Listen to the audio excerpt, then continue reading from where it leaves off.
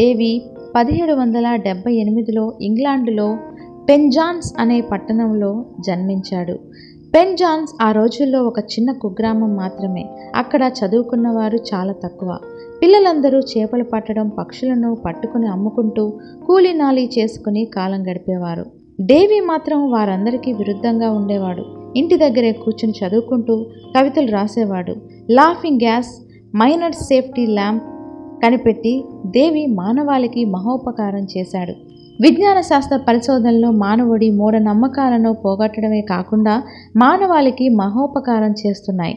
శాస్త్రజ్ఞులు అనేక పరీక్షలు, పరిశోధనలు చేసి ఎన్నో పరికరాలు కనిపెట్టి అత్యంత క్లిష్టమైన పనులను సులభతరం చేస్తున్నారు. ఒకప్పుడు ఒక దేశం నుంచి మరో దేశం వెళ్ళటానికి నెలలు తరబడి ప్రయాణం చేయవలసి వచ్చేది. ఈనాడు విమానంలో గంటల్లో వెళ్ళి వస్తున్నాం. అలాగే కొన్ని వేల మైళ్ళ దూరంలో ఉన్నవారితో టెలిఫోన్లో మాట్లాడడం, టెలివిజన్లో ప్రపంచంలోని విశేషాలన్నీ తిలకించడం, ఇలా చెప్పుకుంటూ పోతే ఎన్నెన్నో ఉన్నాయి. కేవలం వినోద విజ్ఞానాలే కాకుండా ప్రాణాల్ని తీసే భయంకరమైన జబ్బులకు మందులు, గ్రహాంతరాలలో ప్రయాణం లాంటివి కూడా శాస్త్రజ్ఞులు కనిపెడుతున్నారు. అంతేకాదు ప్రకృతిలో లభించే ఖనిజాలను పొందడంలో ఎదురయ్యే ప్రమాదాలను అరికట్టే సాధనాలను కూడా కనిపెట్టి మానవుడు ప్రకృతి సంపదను అనుభవించటానికి అవకాశం కలిగించారు శాస్త్రజ్ఞులు. అటువంటి వారిలో మైనర్ సేఫ్టీ ల్యాంపు కనిపెట్టిన సర్ హంఫ్రీ డేవీ గురించి మనం తప్పక తెలుసుకోవాలి. అతను కనిపెట్టిన ఆ దీపం గనుల్లో పనిచేసే కార్మికులకెందరికో ప్రాణభిక్ష పెట్టింది. పూర్వం గనుల్లో పనిచేసే కార్మికులు మామూలు దీపాలను ఉపయోగించి త్రవ్వకాలు సాగించేవారు. ఆ త్రవ్వకాల నుంచి వెలువడే ఉష్ణం గనుల్లో ఉండే వాయువులను ఆకర్షించి మంటలు చెలరేగి అపార ప్రాణ నష్టం జరిగేది. డేవీ కనిపెట్టిన ల్యాంపు ఆ ప్రమాదం తప్పించి ఎందరికో ప్రాణభిక్ష పెట్టింది. అదే ల్యాంపుని ఈనాటికి గనుల్లో ఉపయోగిస్తున్నారు. హంఫ్రీ డేవీ 1778లో ఇంగ్లాండులో పెన్జాన్స్ అనే పట్టణంలో జన్మించాడు. పెన్జాన్స్ ఆ రోజుల్లో ఒక చిన్న కుగ్రామం మాత్రమే. అక్కడ చదువుకున్నవారు చాలా తక్కువ. పిల్లలందరూ చేపలు పట్టడం, పక్షులను పట్టుకొని అమ్ముకుంటూ కూలీనాలీ చేసుకుని కాలం గడిపేవారు. డేవీ మాత్రం వారందరికీ విరుద్ధంగా ఉండేవాడు. ఇంటి దగ్గరే కూర్చుని చదువుకుంటూ కవితలు రాసేవాడు. ప్రకృతి గురించి, సముద్రాల కెరటాల గురించి పద్యాలు రాసి పెద్దలకు చూపించి ప్రశంసలు పొందేవాడు. అది చూసి తల్లిదండ్రులు అతన్ని బాగా చదివించి పెద్ద కవిని చేయాలని అనుకున్నారు. కానీ మనం ఒకటి తలిస్తే దైవం ఒకటి తలుస్తుందన్నట్లు పాఠశాలలో చేరిన తర్వాత డేవీ ఉపాధ్యాయులు వైద్య వృత్తిలో చేరమని ప్రోత్సహించారు. సాహిత్యము, వైద్య రంగము అనుకుంటున్న సమయంలో డేవిస్ గిల్బర్ట్ అనే శాస్త్రజ్ఞుడితో పరిచయం అయింది.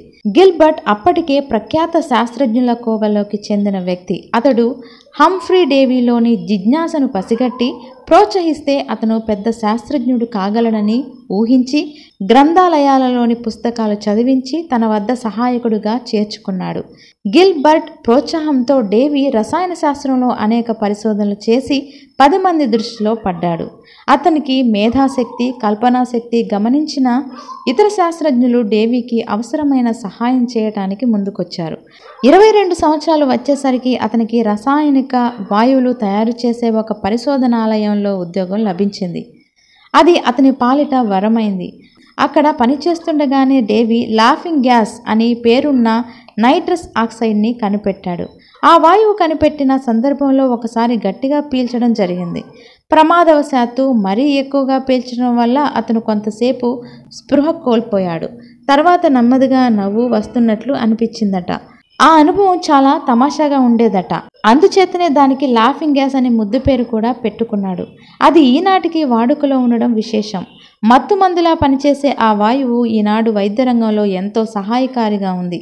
లాఫింగ్ గ్యాస్ పరిశోధన డేవీకి విశేషమైన కీర్తిని తెచ్చింది.